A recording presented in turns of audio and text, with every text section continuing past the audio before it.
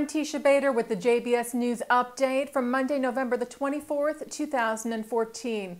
Several incidents took place in Israel over the last few days that Israel police are investigating as possibly nationalistically motivated.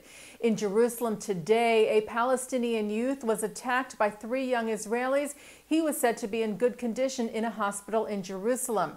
On Saturday night, an ultra-Orthodox Jewish bus driver in the city of Megiddo was punched by a Palestinian man who then fled. And last night, an 18-year-old Palestinian told police that he was attacked by 3 Jewish teens near the Jerusalem neighborhood of Pisgat Ze'ev. Magen David Adom paramedics treated him and took him to Shaarei Tzedek Medical Center.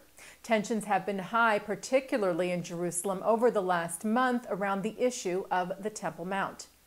And Temple Mount activist Rabbi Yehuda Glick, who was shot several times last month in an attempted assassination, was released from the hospital today.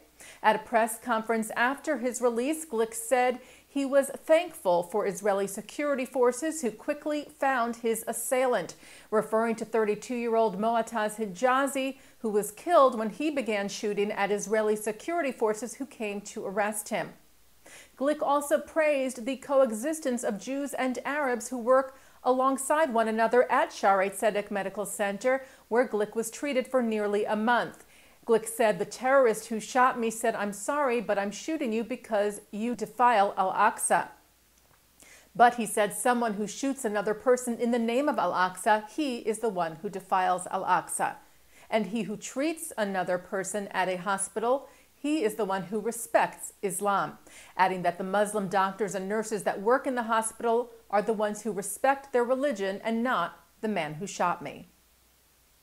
The IDF arrested several Palestinians in the West Bank overnight last night on suspicion of throwing rocks and launching firebombs and fireworks at Israeli security forces. Several Hamas and Islamic Jihad members were also arrested last night, as was one Palestinian suspected of being active with the Islamic State terror group. And the Tel Aviv District Attorney's Office filed an indictment today against 18-year-old Palestinian Noor al-Din Abu Hashaya for the stabbing and alleged murder of 20-year-old Air Force Sergeant Almog Shiloni earlier this month. As you may recall, Shiloni was stabbed at the Haganah train station in southern Tel Aviv on November the 10th and later died of his wounds. Israeli Prime Minister Benjamin Netanyahu met with Esther Pollard, wife of Jonathan Pollard, today, where the Prime Minister reaffirmed that Israel continues to work to secure her husband's release.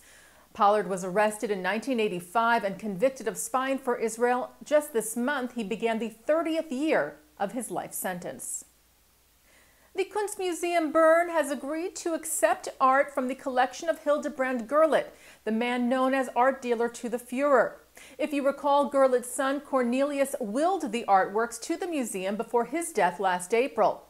Many of the 1,200 works which had been hidden by the younger Gerlit are thought to have been looted by the Nazis. And the head of the Bern Museum Board of Trustees, Christoph Schaublin, told a press conference in Berlin that his institution would only accept those works which had not been stolen.